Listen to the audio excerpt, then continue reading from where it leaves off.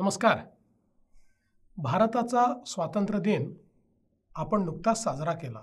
या अनेक वर्षात भारतातील आदिवासी समुदायासाठी केंद्र आणि राज्य सरकारने सामाजिक, आर्थिक व शैक्षणिक विकासासाठी अनेक योजना राबवल्या. पण अनेकदा त्याचा लाभ प्रत्यक्षात पोचत नाही किंवा त्यातून हवी तशी उन्नती साधली जात नाही.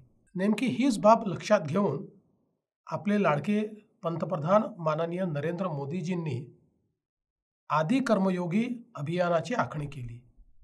केवळ नवनवीन योजना बनवतानाच त्या योजना शेवटच्या घटकापर्यंत पोहोचवण्यासाठी आवश्यक अशी समर्पित भावनेची प्रतिसादक्षम प्रशासन पद्धती विकसित करणे आवश्यक आहे.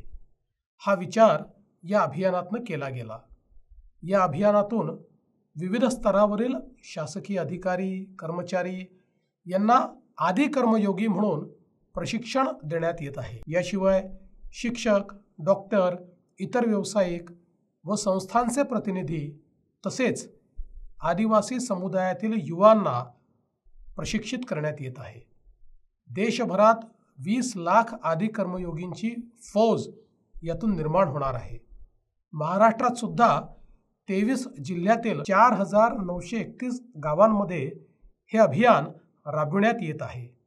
माननीय प्रधानमंत्री नरेंद्र मोदीजी यांच्या अमृत महोत्सवी वाढदिवसाच्या निमित्ताने आयोजित सेवा पंधरवड्याची जोड त्याला देण्यात आली आहे. यात गावनिहाय विकास आराखडा तयार करण्यात येत आहे. या गाव विकास आराखड्यामध्ये गावातील प्रत्येक पाड्यामध्ये शिवार फेरी घेऊन प्रत्येक पाड्याचा पुढील 5 वर्षाकरता विकासाचा कृती आराखडा तयार करण्याचे नियोजन करण्यात येत आहे.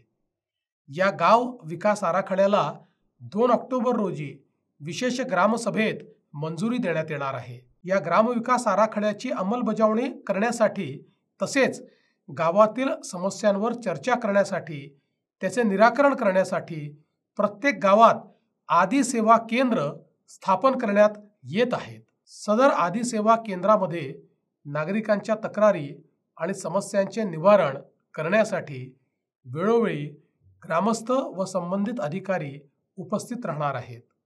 माननीय पंतप्रधान नरेंद्र मोदीजी यांच्या संकल्पनेतील विकसित भारत 2047 घडवण्यासाठी देशातील आणि राज्यातील कुठलाही घटक मागास राहणार नाही याची काळजी आपल्याला घ्यावीच लागेल.